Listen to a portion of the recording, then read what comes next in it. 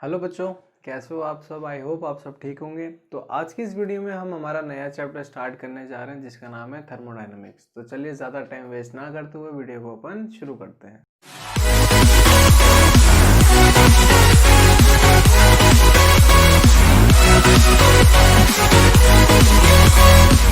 देखिए, यहाँ पे जो हमारा पहला टॉपिक आता है वो आपका है थर्मोडायनामिक्स। तो थर्मोडायनामिक्स बेसिकली क्या होती है, आपकी साइंस की एक ऐसी ब्रांच होती है जो किसमें डील करती है, आपकी हीट की पार्टिकल्स की, जो आपके मॉलिक्यूल्स होते हैं उनकी हीट के अंदर और उनके टेम्परेचर के अंदर। मतलब टेम्परेचर इंक्रीज करने से जो उनके अंदर हीट इंक्रीज होती है उसके अंदर आपकी ये ब्रांच डील करती है। इसकी डेफिनेशन की अगर अपन बात करें तो it is a branch of science that deals with the concept of heat and temperature and the interconversion of heat in the other form of energy। मतलब आपकी ऐसी ब्रांच जो किस में डील करे, हीट के अंदर और टेम्परेचर के अंदर डील करे, और किसके अंदर, जब हीट आपकी किसी दूसरी फॉर्म ऑफ एनर्जी के अंदर कन्वर्ट हो। तो उसकी स्टडी अपन बच्चों किस में करते हैं, थर्मोडायनामिक्स में करते हैं। और जो ये हीट और टेम्परेचर की अपन बात कर रहे हैं वो किसके बारे में बात कर रहे हैं, पार्टिकल्स की, ये जो मॉलिक्यूल्स होंगे आपके उसकी हीट और एनर्जी के बारे में अपन यहाँ पे बात कर रहे हैं। इसके बाद जो हमारा नेक्स्ट टॉपिक है वो है आपका थर्मोडायनामिक्स, और आपकी जो केटीजी है, काइनेटिक थ्योरी ऑफ गैसेस है, तो उसमें आपका डिफरेंस क्या है। तो चलिए उसके बारे में अपन बात कर लेते हैं। देखिए, यहाँ पे जो हमारा नेक्स्ट टॉपिक है वो है आपकी थर्मोडायनामिक्स और केटीजी, जिसको अपन बोलते हैं काइनेटिक थ्योरी ऑफ गैसेस, उसके अंदर डिफरेंस क्या है। तो थर्मोडायनामिक्स की होती है आपकी, अगर डेफिनेशन की बात करें, अगर इसकी अपन की डिफरेंस की डेफिनेशन की बात करें तो thermodynamics is a microscopic science. It deals with bulk system without going into the molecular constitution of matter. मतलब आपकी जो थर्मोडायनामिक्स होती है वो बेसिकली आपकी जो माइक्रोस्कोपिक साइंस होती है, मतलब माइक्रोस्कोपिक फॉर्म होती है पार्टिकल की, उसके अंदर डील करती है। ठीक है, और ये किसी एक पार्टिकल के ऊपर डील नहीं करेगी, बल्क सिस्टम के ऊपर वर्क करती है। ठीक है, सिंगल पार्टिकल की अपन नहीं बात करते थर्मोडायनामिक्स में। जो पूरे पार्टिकल्स का सिस्टम होता है, नंबर ऑफ पार्टिकल का सिस्टम होता है, उसको अपन थर्मोडायनामिक्स में कंसिडर करते हैं। और अगर बात करें तो इसमें अपन जो इसका मॉलिक्यूलर कॉन्स्टिट्यूशन होता है किसी भी मैटर का, उसके अंदर अपन नहीं जाते हैं। ठीक है, तो थर्मोडायनामिक्स तो आपकी इस माइक्रोस्कोपिक साइंस होती है। वहीं पर ही अगर अपन केटीजी की बात करें तो केटीजी आपकी जो पार्टिकल की जो वेलोसिटीज होती है, जो मूविंग वेलोसिटीज होती है, उसका जो डिस्ट्रीब्यूशन होता है गैसेस का, गैसेस के अंदर जो पार्टिकल्स होते हैं उनकी जो मूविंग वेलोसिटीज का जो डिस्ट्रीब्यूशन होता है, उसके अंदर आपकी क्या डील करती है, केटीजी डील करती है। सेम ऐसे अगर थर्मोडायनामिक्स की अगर अपन बात करें तो थर्मोडायनामिक्स में और जो आपकी मैकेनिक्स है उसमें अगर अपन डिफरेंस की बात करें तो वो भी अपन यहाँ पे देखेंगे। मैकेनिक्स आपकी ऐसी ब्रांच है जिसके अंदर अपन मोशन की बात करेंगे, पार्टिकल की स्टेट की बात करते हैं कि पार्टिकल आपका रेस्ट पोजीशन पे है, मूविंग के अंदर है। तो थर्मोडायनामिक्स में और आपकी मैकेनिक्स जो होती है ब्रांच है, उसके अंदर आपका क्या डिफरेंस है वो भी अपन यहाँ पे देख लेते हैं। देखिए बच्चों, यहाँ पे नेक्स्ट अगर अपन बात करते हैं आपकी जो मैकेनिक्स होती है और जो आपकी थर्मोडायनामिक्स होती है उसके अंदर अगर डिफरेंस क्या है, तो मैकेनिक्स तो आपकी क्या होती है, इसकी अगर अपन थोड़ी सी थ्योरी की बात करें तो mechanics deals with the motion of a system as a whole under the action of serial force and torque. मतलब जो आपकी मैकेनिक्स ब्रांच होती है वो पार्टिकल्स में डील नहीं करती, जो पार्टिकल से मिलके आपकी जो पूरी बॉडी बनती है उस पर आपका क्या एक्शन लगता है, उससे क्या रिएक्शंस होती हैं, मैकेनिक्स आपकी उस पर डील करती है। मैकेनिक्स जो आपकी पार्टिकल है उस पर इतनी डीपली डील नहीं करती। लेकिन वहाँ पे अगर अपन थर्मोडायनामिक्स की बात करें तो थर्मोडायनामिक्स क्या है, is not concern with the motion of a system as a whole. मतलब जो आपकी थर्मोडायनामिक्स होती है पूरे बॉडी के मोशन से के मतलब उसके अंदर कंसर्न नहीं होती, उसके लिए स्टडी नहीं करती है। जो उसके आपकी पार्टिकल्स होते हैं, उस पूरी बॉडी के पार्टिकल्स होते हैं, उनके मोशन में आने से क्या चेंजेस आते हैं, उनकी स्टडी जो होती है वो अपन किस में करते हैं, थर्मोडायनामिक्स के अंदर करते हैं। मतलब जो पार्टिकल का आपका पूरा सिस्टम होता है। तो अभी भी अपने को यहाँ पे क्या पता लग रहा है कि जो थर्मोडायनामिक्स है वो आपकी कौन सी ब्रांच है, नंबर सिस्टम ऑफ पार्टिकल्स की ब्रांच है, मतलब लार्ज नंबर ऑफ पार्टिकल्स की उसके अंदर अपन डील करते हैं। ठीक है, एग्जाम्पल की बात करें तो आपने क्या करी, एक बुलेट को फायर करा, तो बुलेट की जो मैकेनिकल एनर्जी है फायर करने में, जो बुलेट की मैकेनिकल एनर्जी है वो किस में कन्वर्ट हो जाती है, काइनेटिक एनर्जी के अंदर कन्वर्ट हो जाती है। दोबारा सुनिएगा, जब अपन बुलेट को फायर करते हैं, मैकेनिकली अपने को फायर करना पड़ रहा है, तो मैकेनिकल एनर्जी आपकी किस में कन्वर्ट हो रही है, काइनेटिक एनर्जी में कन्वर्ट हो रही है। लेकिन उसका जो बुलेट का जो टेम्परेचर होता है ना, उस टाइम पे जब वो बॉडी बुलेट जो है मूव करती है, तो बुलेट का टेम्परेचर जो होता है बच्चों, उसके ऊपर कोई चेंज नहीं आता है। जैसे ही बुलेट आपकी क्या करती है, किसी वुड को या किसी आपकी मतलब किसी भी चीज़ को जाके हिट करती है, तो आपने देखा होगा वहाँ से धुआं निकलता है, ठीक है। धुआं जो वो निकलता है या उसका टेम्परेचर क्या हो जाता है, इंक्रीज हो जाता है, तो वहाँ पे जो पार्टिकल्स होंगे ना, तब पार्टिकल्स का टेम्परेचर इंक्रीज होगा, पार्टिकल के इंटरनल जो बॉडीज होंगी उनका टेम्परेचर इंक्रीज होगा, तो ही तो आपकी पूरी बॉडी का टेम्परेचर इंक्रीज होगा। तो अपने को क्या पता लगता है कि यहाँ से जो आपकी मोशन होता है उसकी स्टडी, जो पूरी बॉडी की स्टडी अपन करते हैं, वो आपकी किस में करते हैं, अपन मैकेनिक्स के अंदर करते हैं कि भाई मोशन के अंदर है या रेस्ट के अंदर है। और जो आपकी वो बॉडी जो मोशन के अंदर आ रही है, उसके अंदर जो पार्टिकल्स हैं, उसमें आपकी मोशन के अंदर आने के बाद क्या क्या चेंजेस है, उसकी स्टडी अपन किस में करेंगे, अगेन थर्मोडायनामिक्स में करेंगे। तो ये आपके कुछ बेसिक डिफरेंस थे जिसके बारे में अपन ने यहाँ पे बात करी। इसके बाद कुछ और इम्पोर्टेंट्स आपकी इस चैप्टर की टर्म्स हैं, तो चलिए इसके बारे में अपन यहाँ पे देख लेते हैं। देखिए यहाँ पे जो हमारे पास नेक्स्ट कुछ इंपॉर्टेंट टर्म्स आती है, वो है आपका पहली जो टर्म है वो है आपकी थर्मोडायनामिक सिस्टम। तो थर्मोडायनामिक सिस्टम की अगर अपन बात करें तो डेफिनेशन कुछ इसकी इस तरीके से, assembly of a very large number of particle having certain value of pressure, temperature and volume is called a thermodynamic system. मतलब आपकी क्या होती है, यहाँ पे असेंबली होती है, मतलब यहाँ पे कलेक्शन होता है लार्ज नंबर ऑफ पार्टिकल का, मतलब मोर नॉट 1 और 2 particles, it is a more than 2, 3, 4, 5 particle. मतलब क्या पूरा सिस्टम होता है जिसके अंदर क्या हो, आपके पास यहाँ पे कुछ वैल्यूज हों, किसकी आपकी वैल्यू, मतलब उसका कुछ कोई भी जो सिस्टम है आपके, मतलब जो भी सिस्टम है आपके पार्टिकल का, उसके अंदर जो मॉलिक्यूल्स हैं उसका कुछ ना कुछ टेम्परेचर होना चाहिए, उसका कुछ ना कुछ उसका प्रेशर होना चाहिए, उसका आपका क्या होना चाहिए, कुछ वॉल्यूम होनी चाहिए। जब वो ये तीनों चीज़ें किसी पार्टिकल के अंदर मिलती हैं और ऐसे कई सारे पार्टिकल मिलके एक जगह अपन इकट्ठे होते हैं, तो उस अपन क्या बोलते हैं, सिस्टम बोलते हैं, ठीक है। क्या कौन सा सिस्टम अपन कहते हैं, उसको थर्मोडायनामिक सिस्टम कहते हैं। नेक्स्ट जो हमारी जो टर्म है वो है आपकी सराउंडिंग। सराउंडिंग का मतलब क्या होता है, कोई भी ऐसी चीज़ जो आपके सिस्टम के आउटसाइड क्या करे, वह मतलब आउटसाइड लाई करे, मगर उसका जो डायरेक्टली इफेक्ट हो आपके किसके ऊपर हो रहा हो, सिस्टम के ऊपर हो रहा हो, उसको अपन क्या बोल लेंगे, सराउंडिंग्स कहेंगे। जनरल लैंग्वेज में भी आपको सराउंडिंग का मतलब क्या है, ऐसी चीज़ें जो आपके सिस्टम को घेर के रखें और उनकी वजह से आपका सिस्टम पे क्या आ रहा हो, इफेक्ट आ रहा हो, उन चीज़ों को अपन क्या बोलते हैं, सराउंडिंग कहते हैं, ठीक है। इसके बाद कुछ और टर्म्स हैं जो अपन यहाँ पे देख लेते हैं। देखिए यहाँ पे जो हमारे पास जो नेक्स्ट आपके टॉपिक आता है वो आता है थर्मोडायनेमिक वेरिएबल। तो थर्मोडायनेमिक वेरिएबल्स आपके क्या होते हैं, वो क्वांटिटीज़ होती हैं जो आपकी क्या करें, थर्मोडायनेमिक की जो आपकी थर्मोडायनेमिक सिस्टम को स्टडी करने में हेल्प करें, उन्हें अपन क्या बोलते हैं, थर्मोडायनेमिक वेरिएबल कहते हैं। इसमें आपके 3 तरीके के वेरिएबल होता है, एक होता है प्रेशर, दूसरा होता है वॉल्यूम, तीसरा होता है आपका टेम्परेचर। मेन आपकी ये 3 वेरिएबल होते हैं जो भी आपके किसी भी थर्मोडायनामिक के सिस्टम को स्टडी करने में अपनी हेल्प करते हैं। इसके बाद जो आपकी नेक्स्ट टॉपिक आता है वो आता है इक्वेशन ऑफ स्टेट। तो इक्वेशन ऑफ स्टेट क्या होती है, आपका मैथमेटिकल रिलेशनशिप होता है किसके बीच में, वॉल्यूम, टेम्परेचर और प्रेशर के बीच में, जिसको अपन क्या बोलते हैं, इक्वेशन ऑफ स्टेट कहते हैं। यहाँ पे अगर बात करें तो यहाँ पे स्टेट ऑफ एन मॉलिक्यूल्स के लिए आपने एक फॉर्मूला पढ़ रखा है जिसको अपन बोलते हैं PV=NRT। ये आपका क्या है, बेसिकली मैथमेटिकल रिप्रेजेंटेशन है किसके लिए, एन मॉलिक्यूल्स की स्टेट्स के लिए, ठीक है। गैसेस की जो आपकी एन मॉलिक्यूल की स्टेट है उसका मैथमेटिकल रिप्रेजेंटेशन है, तो इस इक्वेशन को अपन क्या बोलेंगे, इक्वेशन ऑफ स्टेट कहेंगे, ठीक है। इसके बाद जो अपना नेक्स्ट टॉपिक आता है वो आता है थर्मल इक्विलिब्रियम। तो थर्मल इक्विलिब्रियम आपका क्या होता है, चलिए उसके बारे में बात कर लेते हैं। देखिए बच्चों यहाँ पे जो अपना नेक्स्ट टॉपिक आता है वो क्या आता है, थर्मल इक्विलिब्रियम। तो थर्मल इक्विलिब्रियम आपका क्या होता है, अगर डेफिनेशन की बात करें तो अगर कोई भी दो सिस्टम को अपन थर्मल इक्विलिब्रियम कब कहेंगे, जब दोनों का ही आपका क्या हो, सेम टेम्परेचर हो, ठीक है। मतलब दो सिस्टम आपने कंसिडर करें, कुछ भी दो पार्टिकल के सिस्टम आपने कंसिडर करें, उनको अपन थर्मल इक्विलिब्रियम कब कहेंगे, जब दोनों का ही आपका टेम्परेचर क्या हो, सेम हो, ठीक है। लेकिन यहाँ पे जो अपना नेक्स्ट टॉपिक आता है वो आता है थर्मोडायनेमिक इक्विलिब्रियम। तो थर्मोडायनेमिक इक्विलिब्रियम की डेफिनेशन आपकी कुछ इस तरीके से है, A system is said to be state of thermodynamics equilibrium if the microscopic variable describing the thermodynamic state of system do not change with time. मतलब आपने क्या करा, किसी गैस को किसी कंटेनर में क्या करा, बिल्कुल टाइटली पैक कर दिया।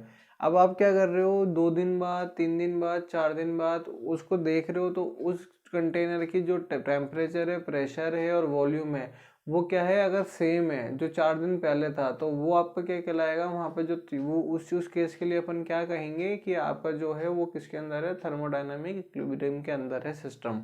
ठीक है, मतलब थर्मोडायनेमिक इक्विलिब्रियम में बच्चों क्या होता है कि जो आपकी गैस टेम्परेचर और आपकी जो वॉल्यूम होती है पार्टिकल्स की, वो टाइम के साथ अगर चेंज नहीं होती है तो वो पूरा सिस्टम आपका किस में कहलाता है, थर्मोडायनेमिक इक्विलिब्रियम में कहलाता है। इसके बाद जो हमारा नेक्स्ट टॉपिक आता है वो आता है आपका जीरो लॉ ऑफ थर्मोडायनेमिक्स। तो चलिए उसको भी अपन देख लेते हैं। देखिए यहाँ पे जो अपना नेक्स्ट टॉपिक आता है वो आता है आपका जीरो लॉ ऑफ थर्मोडायनेमिक्स। ये क्या कहता है कि अगर आपका कोई, आपने क्या करा, अगर कोई 2 सिस्टम ले रखे हैं, ठीक है, और उसको उन दोनों को आपने किसी तीसरे सिस्टम से अगर सेपरेट कर रखा है तो वो क्या होगा, अगर पहले 2 सिस्टम तीसरे के साथ क्या है, इक्विलिब्रियम के अंदर है, तो वो दोनों भी आपके क्या होंगे, इक्विलिब्रियम के अंदर होंगे। इसको डायग्राम से अपन समझते हैं स्टेटमेंट को।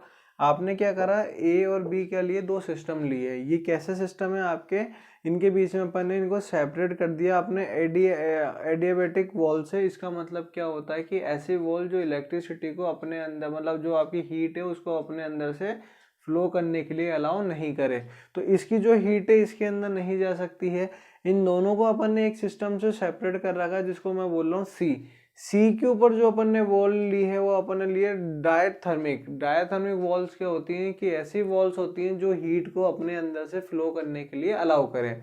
अब क्या होगा, ए का जो टेम्परेचर होगा और सी का टेम्परेचर होगा, क्योंकि ए की वैल्यू और ए की जो मॉलिक्यूल्स है वो सी के अंदर इजीली मतलब हीट ट्रांसफर कर सकते हैं और सी के मॉलिक्यूल आपके ए के अंदर हीट ट्रांसफर कर सकते हैं।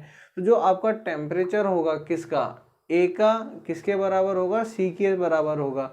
और सेम चीज अपन क्या बोल रहे हैं, बी के लिए बोल रहे हैं। तो बी के और ए सी के बीच में जो आपकी डायथर्मिक वॉल है उसकी वजह से क्या होगा, बी आपका सी सिस्टम पे आपकी जो आपकी हीट है वो ट्रांसफर कर सकता है और सी आपका बी सिस्टम पे हीट ट्रांसफर कर सकता है। अब यहाँ पे बच्चों कहने का मतलब ये आ रहा है कि जो आपका टेम्परेचर है किसका है, ए है, वो आपके किसके टेम्परेचर के बराबर है, टेम्परेचर ऑफ सी के इक्वल है। और टेम्परेचर ऑफ बी किसके इक्वल है, टेम्परेचर ऑफ सी के इक्वल है। तो यहाँ पे जो टेम्परेचर ऑफ ए होगा वो भी आपका किसके इक्वल हो जाएगा, बी के इक्वल हो जाएगा। क्योंकि जब ए की वैल्यू सी के बराबर है और बी की वैल्यू भी सी के बराबर है तो ए भी किसके बराबर हो जाएगा, आपको बी के बराबर हो जाएगा। तो ये अपना जीरो लॉ ये बताता है कि अगर आपके पास कोई ऐसे 2 सिस्टम है जिसको अगर आप तीसरे सिस्टम से अगर सेपरेट करते हैं तो वो क्या हो जाता है, जो वो 2 सिस्टम भी होते हैं ना वो भी आपके किस में आ जाते हैं, इक्विलिब्रियम के अंदर आ जाते हैं। ठीक है, इसके बाद एक और टॉपिक है जिसके बारे में अपन यहाँ पे बात करेंगे। देखिए यहाँ पे हमारे पास जो नेक्स्ट टॉपिक आता है वो आपका आता है यहाँ पे इंटरनल एनर्जी आपकी क्या होती है। तो इंटरनल एनर्जी होती अगर अपन बात करें किसी भी सिस्टम की तो वो होती है आपका sum of molecular kinetic energy and potential energy. जो आपकी होती है मॉलिक्यूल्स की, उसकी जो काइनेटिक एनर्जी है और पोटेंशियल एनर्जी का क्या होती है, सम होती है, जो कि आपकी क्या कहलाती है, इंटरनल एनर्जी कहलाती है। ठीक है, वही ठीक है। हीट क्या है, heat is a mode of energy transfer due to temperature difference between the system and surrounding. मतलब हीट आपकी क्या है, एक फॉर्म ऑफ एनर्जी होती है जिसको अपन टेम्परेचर के अंदर चेंज करके एक फॉर्म से दूसरी फॉर्म के अंदर क्या कर सकते हैं, ट्रांसफर कर सकते हैं। वहीं बात करते हैं वर्क डन की। तो वर्क डन क्या है, वर्क डन आपकी मोड ऑफ एनर्जी है जिसको अपन क्या कर सकते हैं, ट्रांसफर कर सकते हैं, लेकिन वहाँ पे टेम्परेचर का कोई इन्वॉल्वमेंट नहीं होता है। मतलब वहाँ पे वर्क डन होगा आपकी किसी बॉडी के ऊपर, लेकिन वहाँ पे जो टेम्परेचर लगेगा उससे वर्क डन के ऊपर कोई इफेक्ट नहीं आएगा। इसके बाद कुछ वर्क डन के साइन कन्वेंशन है तो उसकी भी यहाँ पे अपन बात कर लेते हैं। देखिए यहाँ पे जो अपने पास नेक्स्ट टॉपिक आता है वो आता है आपका साइन कन्वेंशन। साइन कन्वेंशन की बात करें तो अगर आपका कोई सिस्टम हीट को एब्जॉर्ब करता है तो उसके लिए अपन कौन सा साइन यूज़ करते हैं, जब हीट एब्जॉर्प्शन होता है तो अपन साइन यूज़ करते हैं पॉजिटिव साइन। ठीक है, जब आपका कोई सिस्टम हीट को रिलीज करता है, अपने से आउट करता है, तो उसके लिए अपन साइन यूज़ करते हैं नेगेटिव।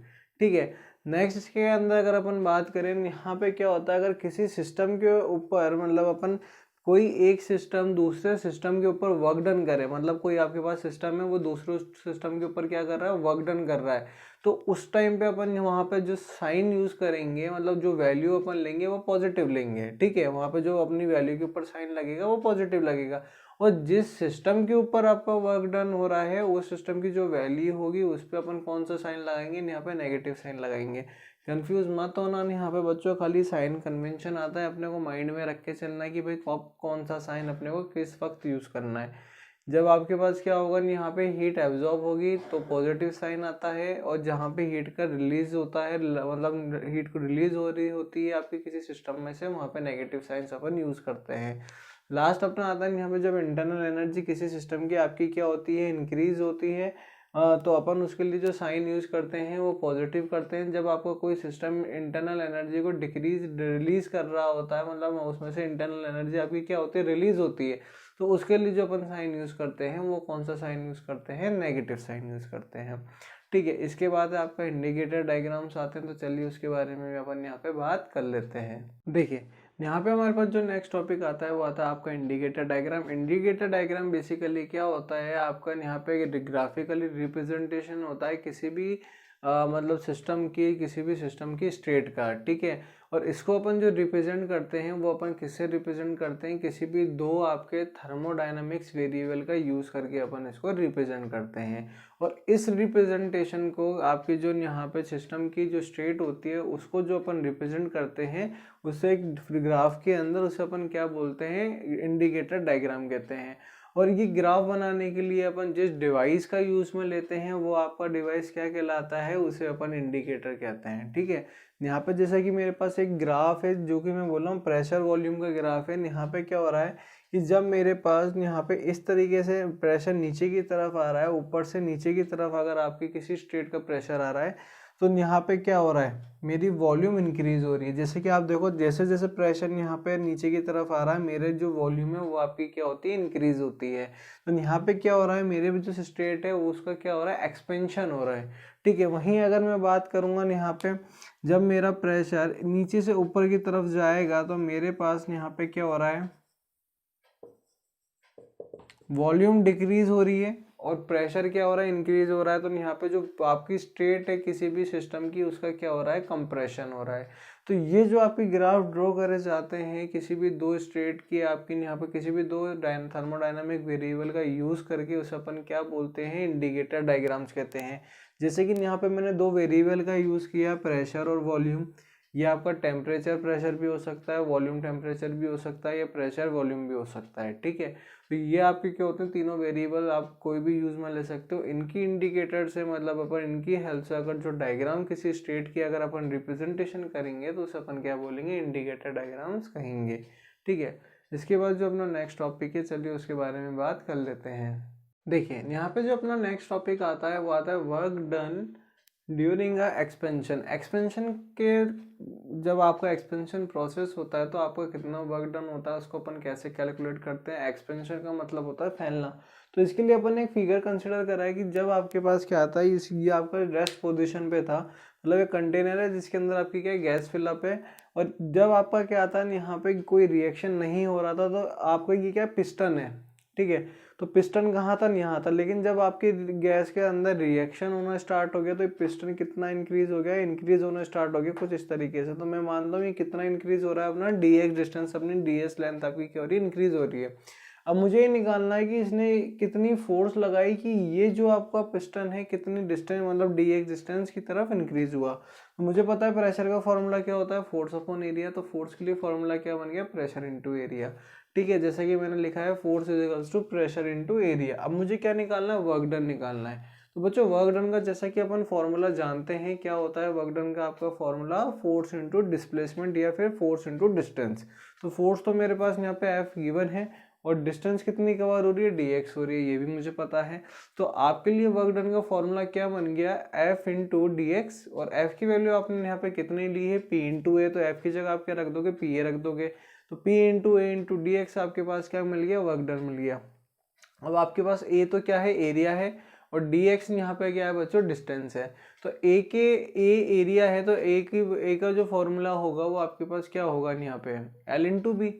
और dx भी क्या है, आपकी लेंथ है, तो length into length into length, तो आपके पास ये क्या मिल जाएगा, वॉल्यूम मिल जाएगा। क्योंकि आपके पास dx छोटा है तो वॉल्यूम के अंदर भी अपन क्या लिखेंगे, dv लिखेंगे। मेरे कहने का मतलब है जो एरिया का फॉर्मूला होता है वो होगा L इंटू बी, और साथ में आपकी क्या मल्टीप्लाई है, dx है। तो अगर मेरे पास ये भी अगर dx होगी, ये भी अगर dx होगी और ये भी अगर dx होती है, तो आपके पास वॉल्यूम भी कितना आएगा, dv आएगा। तो मैं a इंटू डी एक्स की जगह क्या लिख देता हूँ यहाँ पे, dv, मतलब a इंटू डी एक्स की जगह मैं क्या लिख देता हूँ यहाँ पे, dv लिख देता हूँ। ठीक है, p डॉट dv। ये मेरे पास यहाँ पे क्या आ जाता है, यहाँ पे आपको वर्क डन आ जाता है। जब आपने इतने के लिए निकाल लिया तो आप टोटल के लिए भी यहाँ पे क्या निकाल दोगे, वर्क डन निकाल दोगे। तो total work done by a gas when volume increase from v1 to v2। ठीक है, तो मैंने ये कैलकुलेट करा कि भाई मेरे को टोटल वर्क डन निकालना है कि मेरी वॉल्यूम जो इंक्रीज हुई है वो कितनी हुई है, डिस्टेंस और dx इंक्रीज हुई है। अब वॉल्यूम का वर्क डन निकालना है कहाँ से, v1 से लेके v2 तक का। तो मुझे लिमिट कितनी मिल गई, v1 से लेके v2 तक। अब मुझे पता है जब मैं छोटे पार्टिकल से बड़े पार्टिकल में जाता हूँ तो मैं क्या करता हूँ, इसका इंटीग्रेशन करता हूँ।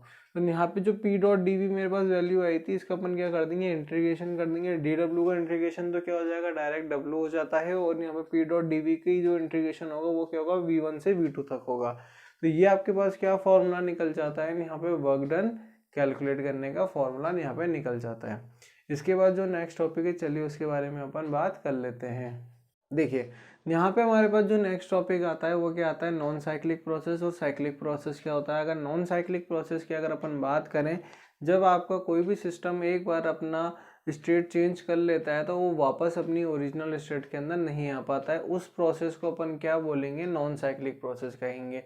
डेफिनेशन की बात करें तो non cyclic process in the one in which the system do not return to its original state. मतलब आपकी इनिशियल स्टेट्स होती है, मतलब जिस पॉइंट पे सिस्टम होता है उसे तो अपन क्या बोलते हैं, इनिशियल स्टेट कहते हैं। जैसे कि ग्राफ में देखो, ए पॉइंट में क्या है आपकी, ए पॉइंट तो आपकी इनिशियल स्टेट है। यहाँ से मेरा सिस्टम कहाँ आ गया, फाइनल स्टेज जो कि आपकी क्या है, बी पॉइंट है। अब जब ये एक बार बी पॉइंट के ऊपर आ गया तो ये वापस अपनी इनिशियल स्टेट के ऊपर नहीं जा सकता है। तो ऐसे सिस्टम को जो एक बार अपनी फाइनल पोजीशन पे आने के बाद इनिशियल पोजीशन के ऊपर नहीं जा सकता है, ऐसे सिस्टम, ऐसे प्रोसेस को अपन क्या बोलेंगे, यहाँ पे नॉन साइक्लिक प्रोसेस कहेंगे। और अगर वहीं पर ही अगर अपन साइक्लिक प्रोसेस की बात करें तो कोई भी सिस्टम आपका अपनी ओरिजिनल स्टेट के अंदर वापस आ जाता है काफ़ी सारे प्रोसेस के अंदर, मतलब काफ़ी सारे उसके ऊपर चेंजेस होने के बाद भी आपका क्या हो रहा है, वो सिस्टम अपनी ओरिजिनल पोजीशन के ऊपर, मतलब ओरिजिनल जो कि उसकी स्टेट थी उसके अंदर वापस आ रहा है। तो ऐसे जो प्रोसेस होते हैं जिनकी वजह से ये चीज़ हो पाती है, उन प्रोसेस को अपन क्या बोलते हैं, यहाँ पे साइक्लिक प्रोसेस कहते हैं। तो ये कुछ इंपॉर्टेंट बातें थी जो अपने को यहाँ पे ध्यान में रखनी है। और यहाँ पे एक चीज़ और ध्यान रखनी है कि जैसे कि आपका ए से बी पे जा रहा है तो कितना वर्क डन हो रहा है, W1 हो रहा है, और बी से ए की तरफ आ रहा है तो वर्क डन कितना हो रहा है, W2 हो रहा है। तो बच्चों यहाँ पे एक चीज़ ये ध्यान रखना, जब आप डायरेक्शन आप कैसी लो, क्लॉकवाइज डायरेक्शन अज्यूम करो। जैसे ए से बी में जा रहा है तो मेरी डायरेक्शन कितनी है, क्लॉकवाइज है, घड़ी की डायरेक्शन की तरह। तो W1 की वैल्यू किससे ग्रेटर देन है, W2 से ग्रेटर देन है। तो जब डायरेक्शन आपकी क्लॉकवाइज होगी तो जो आपको work done, net work done की जो वैल्यू निकलेगी वो हमेशा क्या निकलेगी, पॉजिटिव निकलेगी। मतलब W का जो आंसर आप लोगे वो हमेशा क्या लोगे, पॉजिटिव लोगे। और अगर आप डायरेक्शन एंटी क्लॉकवाइज ले रहे हो, जैसे कि जब बी से वापस ए की तरफ जा रहा है, तो इसमें क्या हो रहा है, W2 किससे बड़ा हो रहा है, W1 से बड़ा हो रहा है। तो यहाँ पे जो अपन वैल्यू अज्यूम करते हैं, वैल्यू जो अपन लेंगे यहाँ पे वो नेट वर्क डन की, वो अपन क्या अज्यूम करके चलेंगे, नेगेटिव अज्यूम करके चलेंगे। तो ये चीज़ आपको यहाँ पे ध्यान में रख के चलनी है। इसके बाद जो हमारा नेक्स्ट टॉपिक आता है वो आता है आपको फर्स्ट लॉ ऑफ थर्मोडायनेमिक्स। तो चलिए उसके बारे में भी यहाँ पे बात कर लेते हैं। देखिए यहाँ पे आपको फर्स्ट लॉ ऑफ थर्मोडायनेमिक्स क्या कहता है, according to this law if some heat is supplied at a system which is capable of doing work then quantity of heat absorb by a system will be equal to the sum of increase in internal energy and external work done. मतलब ये लोग क्या कहता है कि अगर आप किसी सिस्टम में जो कि आपका वर्क डन करने के लिए कैपेबल हो, उसके अंदर आप क्या प्रोवाइड करते हो, हीट अगर आप सप्लाई करते हो, तो उसकी जो क्वांटिटी होती है, जो हीट एब्जॉर्ब करती है, सिस्टम की जो हीट होती है वो एब्जॉर्ब करती है, वो किसके बराबर हो जाती है, इसकी मतलब कि जो उसकी इंटरनल एनर्जी में जो इंक्रीज हो रहा है और जो उसके वर्क डन के अंदर जो इंक्रीज हो रहा है उसके सम के बराबर हो जाती है। ठीक है, यहाँ पे आपके अगर अपन यहाँ पे फर्स्ट लॉ के अकॉर्डिंग चले तो इस एक्सप्रेशन को अपन कैसे लिखते हैं, delta Q is equals to delta U plus delta W. Delta Q क्या है, आपके पास यहाँ पे हीट सप्लाई है, यहाँ पे सिस्टम पे जो हीट सप्लाई हो रही है बाय जो उसकी जो सराउंडिंग है, जो भी चीज़ें हैं बाहर की, उससे जो हीट सप्लाई होती है उसको मैं क्या बोल रहा हूँ, डेल्टा क्यू बोल रहा हूँ। जो डेल्टा डब्ल्यू है वो आपकी क्या है, वर्क डन है किसके ऊपर, सिस्टम के ऊपर जो वर्क डन हो रहा है। और यहाँ पे जो डेल्टा यू है वो आपका क्या है, जो आपके इंटरनल एनर्जी के अंदर यहाँ पे चेंज आ रहा है, ठीक है। अब अपन ने यहाँ पे एक पीछे से पहले एक डेरिवेशन करा था वर्क डन ड्यूरिंग एक्सटेंशन, तो उसके लिए अपन ने जो एक वैल्यू निकाली थी वर्क डन की, उसके बेसिस पे अगर यहाँ पे अगर एक फॉर्मूला लिखें तो अपन क्या लिख सकते हैं, जैसे कि अगर आप बात करोगे, आपने वाला एक्सपेरिमेंट करा था पिस्टन वाला, ये आपके पास क्या था, पिस्टन की फॉर्म थी, ठीक है, डिस्टेंस कितनी थी, dx थी, ये आपके पास pv था। तो अगर यहाँ से मैं dw की वैल्यू पुटअप करूँ तो देखो मेरे पास क्या इक्वेशन आ जाएगी, डेल्टा वी, क्योंकि मेरे पास यहाँ पे जो डेल्टा डब्लू आया था पीछे वाले, अगर आपने वीडियोस नहीं देखी तो पहले पीछे वाली वीडियोस देखिएगा, इससे जस्ट पहले वाली वीडियो में अपन ने डेल्टा डब्लू की वैल्यू निकाली थी पी डॉट डेल्टा वी। तो सिंपल सी बात है, डेल्टा डब्लू की वैल्यू मैंने यहाँ पे कितनी पुटअप कर दी, तो फर्स्ट लॉ से मुझे यहाँ पे क्या मिल जाता है, चेंज भी मिल जाता है कि वर्क डन आपका कितना हो रहा है, ठीक है।